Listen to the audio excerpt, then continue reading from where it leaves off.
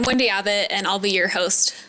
I am the social media manager for the land-grant program at Kentucky State University.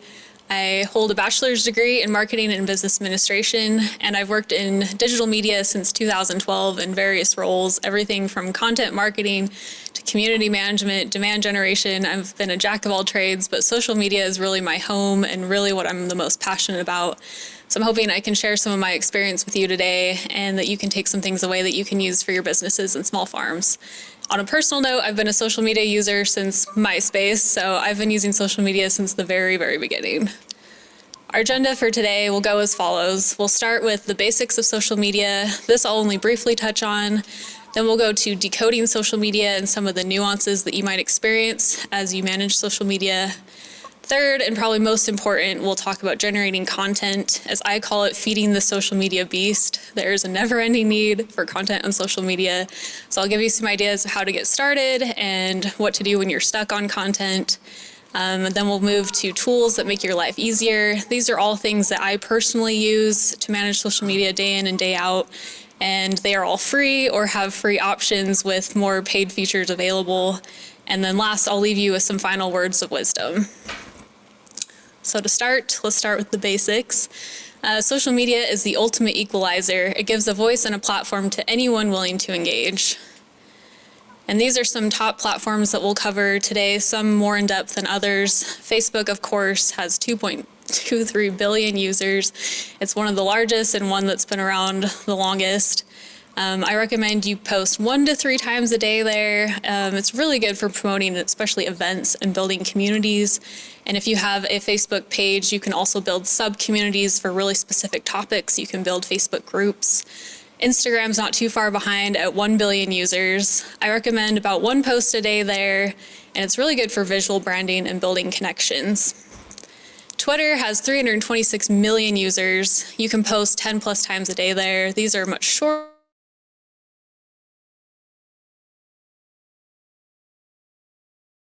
conversations.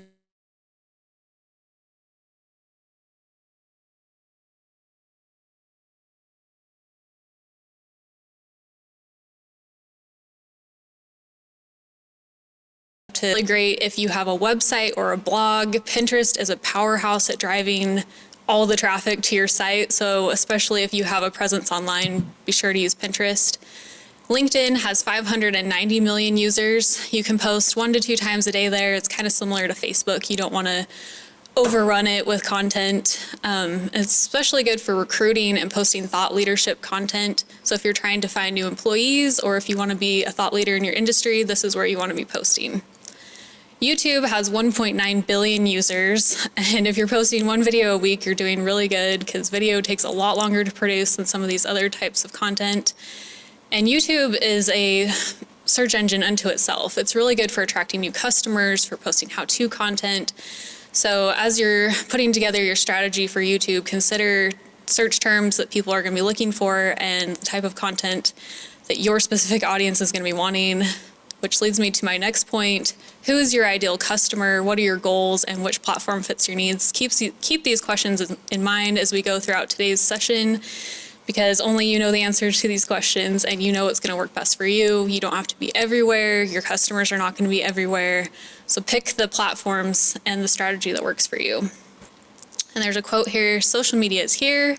It's not going away. It's not a passing fad. So be where your customers are, and that's in social media. Next up, we have decoding social media. I'm going to be covering kind of some of the nuances you're going to experience. Sometimes it feels like you need a decoder ring to figure out what the heck's going on with social media. It has its own language, its own customs. It feels like learning a foreign language, basically, but I'm going to try to break it down for you, make it a little easier to understand. So let's talk hashtags. A hashtag is simply just a word or phrase preceded by the hash sign. These are used on social media and websites and applications to identify messages on a specific topic. That's it. They're just to categorize things. So again, we're going to go through each of these platforms and how best to use hashtags on each of them. So for Facebook, 1 to 2 hashtags is optimal, and that's even optional because Facebook doesn't really rely on hashtags like some of the others do. Instagram, you can use up to 30 hashtags per post, and this is a combination of if you want to include some hashtags in the main caption and some in a comment below, as some prefer to do. Either way, you only get 30 hashtags per post, and you want to use a mix of niche and common hashtags. So what a common hashtag is one that's been used, I'd say, over 100,000 times, and you will see those that are very common. I think love is the most hashtag termed ever on Instagram. So when you're figuring out your hashtag strategy, search those terms before you use them. See how often they've been used, and use a mix of those ones that only have, a couple hundred posts versus a couple 100,000. And then you'll be able to reach the right audience and be able to grow, but also connect with a small audience. It's a delicate balance. Hashtags on Instagram can also be used to add humor to posts. Hashtags like I woke up like this and things like that. They don't always have to be very specific to that particular piece of content. They can be a little tongue-in-cheek, a little bit, satire, things like that. And also emojis are hashtagable on Instagram. So you can use one emoji, a string of emojis, whatever you decide to use. On Twitter, you want to use as many relevant hashtags as you can. Twitter is really where hashtags gained their popularity. You just have to keep in mind that you do have that 280 character limit, and that's not 280 words, it's 280 characters. So you have to be, you have to budget your words on Twitter. And also you can use hashtags to join large conversations. Every day, every minute of every day, there's things trending on Twitter based on tags, and you can join those conversations by using those tags in your own tweets. On Pinterest, you can use up to 20 hashtags, and this is to help categorize your pins and make them more searchable. Same thing with Instagram, you want to use a mix of common and niche hashtags, but unlike Instagram, you're going to want to use tags that are very specific to what that content is, that describe that content. Think rich keywords, search terms, and less humor on Pinterest. For LinkedIn, you're going to use just a handful of relevant hashtags, and I forgot to mention this earlier, similar to Instagram, you can follow a hashtag on LinkedIn and people will see that content curated for them in their home feed. It'll usually be a mix of the top posts for that tag that show up in their home feed. For YouTube, you can use up to 15 tags in the video description, and this helps greatly with getting your video discovered. So very similar to Pinterest, think keyword-rich terms when you're planning your hashtags. So when you're creating a tag for your brand, keep it short and sweet, something unique. Like I said before, search it first. Make sure it hasn't already been used a million times. This is an example I pulled from Eckert's Orchard, and they're located over in Versailles. And they're pretty new to Versailles, but I think they've done a really good job of building a community. So theirs is really simple. It's just hashtag Eckert's. They have in their bio that tells their users how to use it. Tag your favorite memories, hashtag Eckert's. And then what they do is they check that tag regularly and they repost users' content. And of course, they always drop a little comment first and ask for permission before reposting content. And I always recommend you do that. Do not repost things without people's permission. But this helps people get a real feel for how users are experiencing your business, especially if you have an agritourism business or even farmers market. People want to know what that experience is like and want to know what the Instagrammable moments are before they go to your business. So here's a list of hashtags that I've curated for you. I have a mix of daily hashtags, Kentucky hashtags, farm hashtags. I'd say most of these follow under the common hashtag category. The daily hashtags, so you can use things like Monday motivation, Throwback Thursday. These are probably things you've heard of. We've actually made Weird Plant Wednesday a part of our social media strategy. It's a little bit more of a niche hashtag, but it's really relevant to our brand because we have a farm and an environmental research center. So we have all these cool plants that are part of our research or just part of our farm and our center. So we want to showcase those each week. And so I post a little trivia with hashtag Weird Plant Wednesday. And this is something I do across Facebook, Instagram, and Twitter because that's where it performs the best. And then things like the Kentucky hashtags, most of these are tourism related. So if you are, participating in agritourism, these are definitely tags you want to use, tags that will help you get reposted by main tourism sites. And then the farm hashtags like hashtag farm life, that's a fun one. I know that's one like Chip and Joanna Gaines use all the time. So this is just some ideas to get you started of what hashtags for your brand could look like. And just a quick note, because I am a touch OCD, please always capitalize the first letter of each word when you're hashtagging.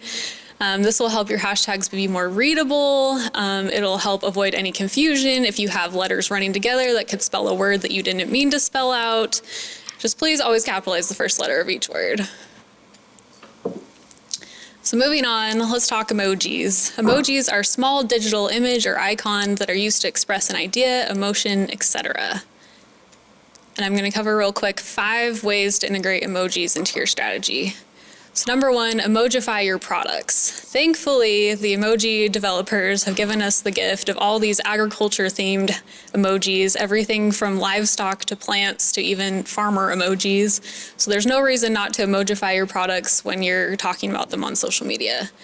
Emojis also help you convey tone of voice. So one drawback to social media is you're largely cornered in with just using text. So to give a little more of the tone, you can add a wink, a smile, etc.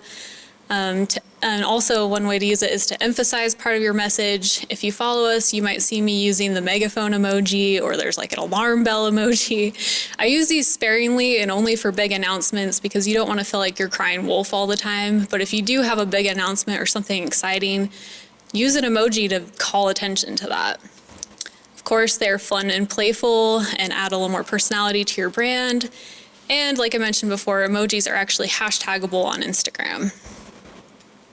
So here are some examples of what this could look like. So you can see I've emojified my first day of fall post and my decorative gourd. I used the jack-o'-lantern emoji. I've used emojis as bullet points because social media sites don't give you bullet points, so you can use those to break out your content and also make it more visual. And then you can see an example of where I've used an emphasis emoji for an important announcement we had for our students. And this is a free tool I just want to shout out real quick. It's getemoji.com. I use this like all the time because I prefer to schedule posts from a desktop, and this gives you the ability to search emojis, copy and paste them. Or just if you can't remember what an emoji is and you just can't find it anywhere on your phone, go here and type in like your best guess of the description and you'll pull up the emoji that you're looking for. So real quick, at mentioning versus tagging. An at mention is accomplished by placing the at symbol in front of somebody's username in a comment or your caption. And this is just to mention them or to get their attention. This is applicable as a practice across all social media sites. And then tagging, and I'm going to specifically talk about tagging on Instagram. Tagging is done within your original post, whether that's a photo or a video. You can tag up to 20 different accounts. And by doing this, it really helps increase the reach of your posts. Like you could tag relevant Kentucky news outlets. You can tag Country Living Magazine. If you're using a John Deere tractor, tag John Deere. Maybe you'll get reshared on their account and get more eyeballs on your business and your product. And then the other side of tagging is when your customers are tagging you, it'll show up under this separate little tab that says tagged. And it's similar to if you have a branded hashtag. This is another way where users can show their experience. It's like a curated gallery of all their experiences at your business. And this is another great place to look for posts to repost and get that user-generated content. Location tagging, a little bit different, but similar. So this is very, very important if you have a physical location or if you're visiting a physical location like a farmer's market. You always want to tag the location in your posts, especially Facebook and Instagram make this very easy. If you don't already have your location created in these platforms, all you have to do is create a business Facebook page with your address, and that makes it as an official location in both Facebook and Instagram. Or you can check in on Facebook and claim that address as your own. This really helps increase your reach and helps you reach a local audience based on physical location. And here's an example of what that looks like in real life. So the Franklin County Farmers Market tagged their location. And you can see if you were to click on that little subheading, it opens up this page with a map, and that map actually integrates directly with Google Maps. So someone could click in that and directly navigate to your business without any other clicks, no other barriers to entry. They just click from your post directly to a map and boom, they're there. And also like the tagged posts and the hashtag posts, this is yet another way where customers share their experience, and This is something I check all the time, especially when I'm looking for things to do on the weekend with my husband. I'm curious, like, what are the Instagrammable moments? What is the cool food to eat there? What should I look for?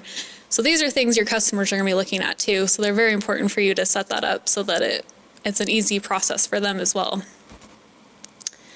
All right, moving on to generating content. I have a little quote here.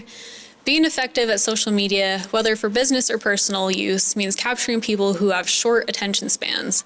They're only a click away from a picture of a funny cat, so you have to make sure your thing is more compelling than that cat. And that can be a very high bar. Trust me, it is a high bar. So where to start? Start by defining your brand and your brand story. Choose 3 to 7 categories of posts. That'll really help guide your content strategy. So for example, the land grant program has a tri-part mission, and that's academics, research, and extension. So every single thing I post is gonna fall into one of those 3 buckets.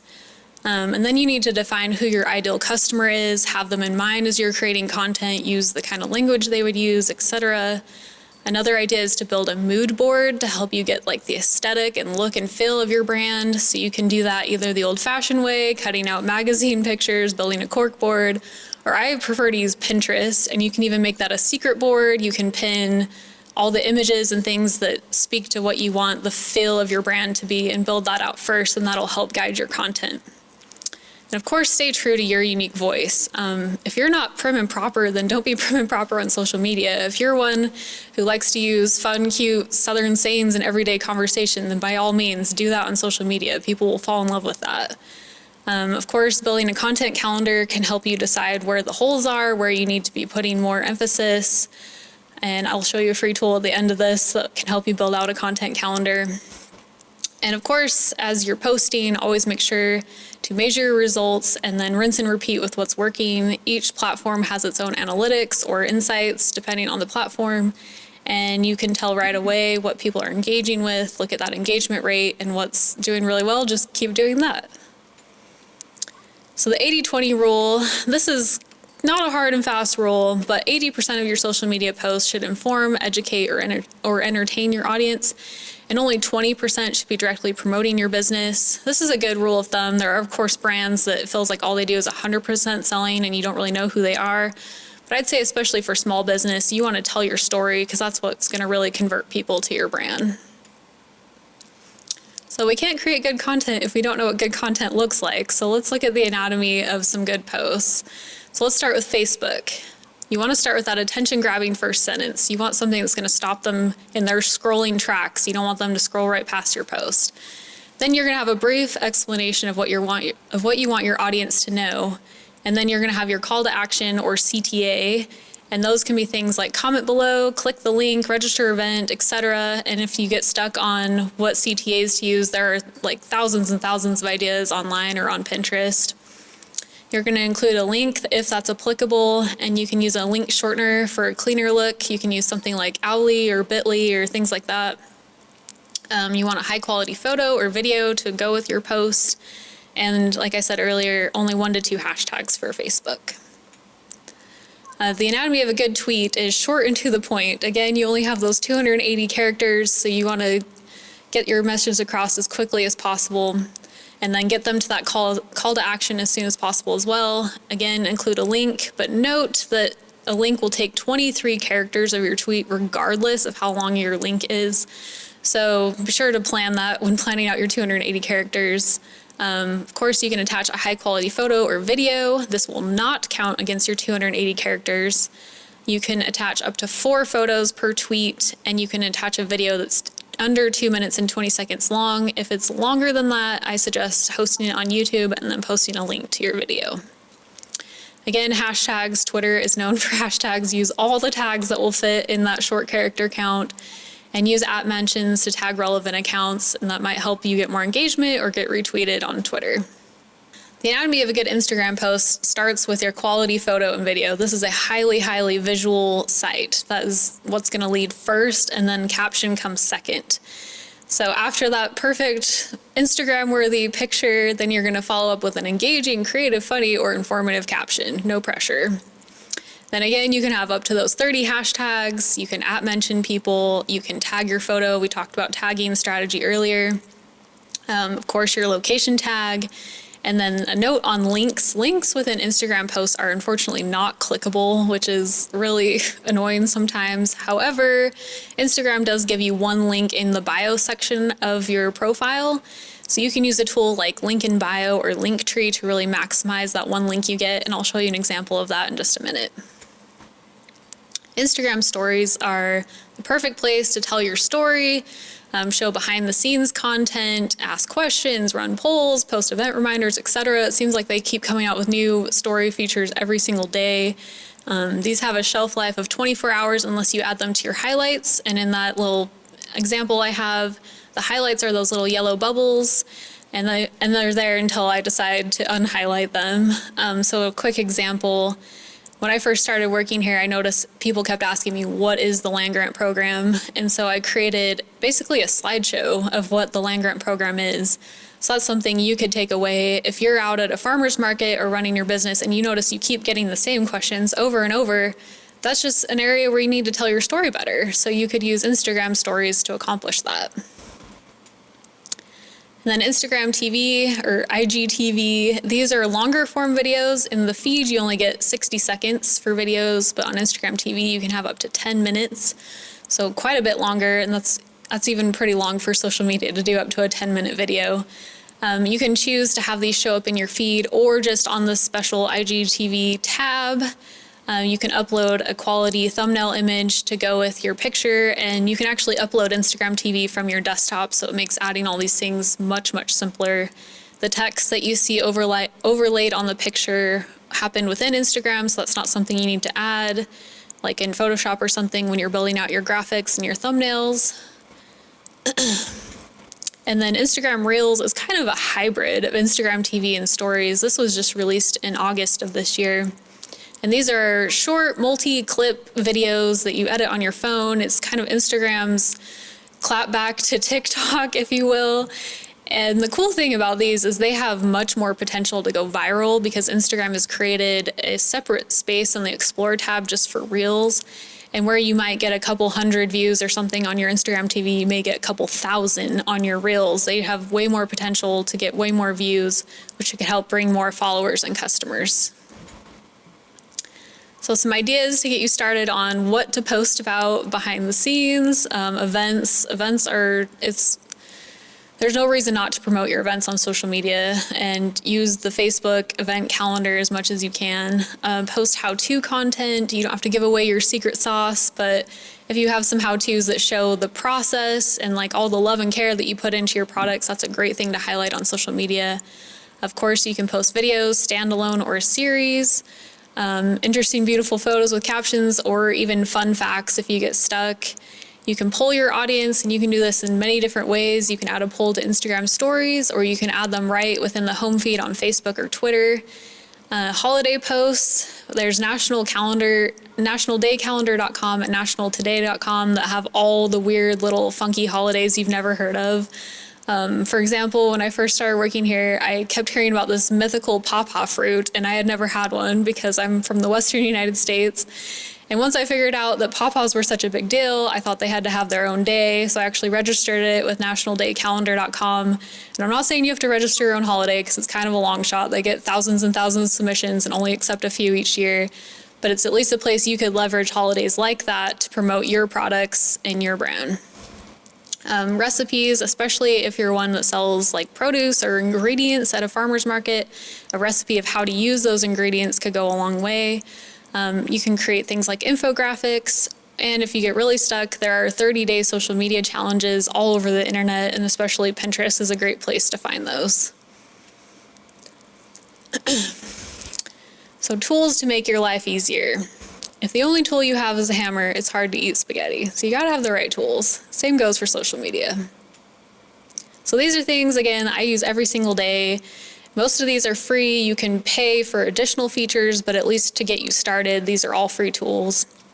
So Hootsuite and Later are great for scheduling content, previewing content before it goes live. You can schedule it across multiple platforms from one dashboard. It really makes it a lot more manageable. Tweetdeck makes Twitter a lot easier to digest because Twitter is one of those that just is moving constantly. There are tweets just like scrolling through all the time, but Tweetdeck gives you a simple, easy to use dashboard to help you manage Twitter. And Twitter analytics, I call out, every platform has its own analytics, but Twitter analytics is actually on a separate website, so I just want to make sure you are aware of it and that it exists and that you can use it. Canva makes creating graphics a lot easier. There's also Crello that you can use, and they have a lot of free templates to build Instagram stories and things like that. Eventbrite is, I mean, if you registered for this conference, you've experienced Eventbrite. It integrates directly with Facebook events and makes signing up for your events easier. If your event is free, Eventbrite does not charge you. If your event costs money, they take a small percentage and then they'll send you the rest after your event is over. And then you have Linktree and link in bio, and that's for that one-to-many ratio with that Instagram bio link that you get. And I'll show you screenshots of how all these work. So this is what Hootsuite looks like. It's essentially a calendar, and then you can see how I have different platforms scheduled at the same time. So this is a view back from our virtual state fair because the state fair was all but canceled this year. So we decided to host a whole bunch of virtual activities for our audience. And this is how I planned it all out and mapped it all out. And I knew, where things were happening and where I needed to plug holes with content. And that really helped me plan out my whole calendar for that. And you could do the same. And also Hootsuite has a link shortener. So automatically you can just click a little button that says shorten my link, and that gives you that clean view, and you can do that all from one place. So this is what TweetDeck looks like. You can drag in these different columns, you can schedule your tweets, you can follow certain users, you can have your notifications, see what's trending in Twitter, all in one place. And like I said, it just makes it more digestible and breaks it down for you.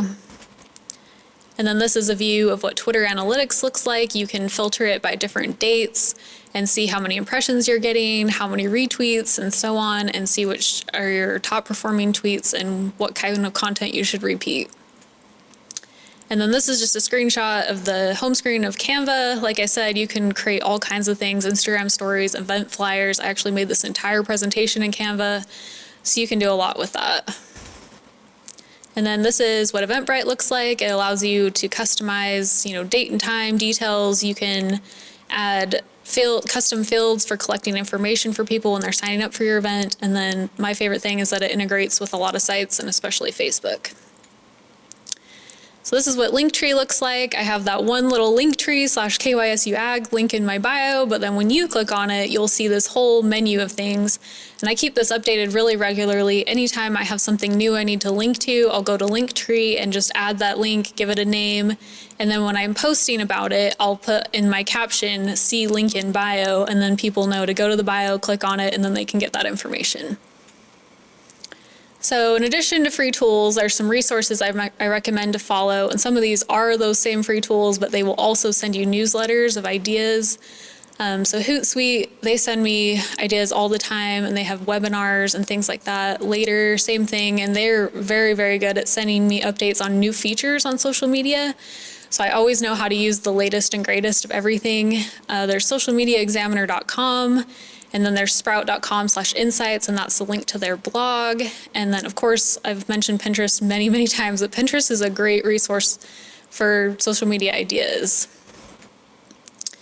And then before I close, I'm going to leave you with some final words of wisdom. You can't tiptoe into social media. You have to jump into the pool. People have a natural fear of it, but the scary part is not being there. Your customer is already there.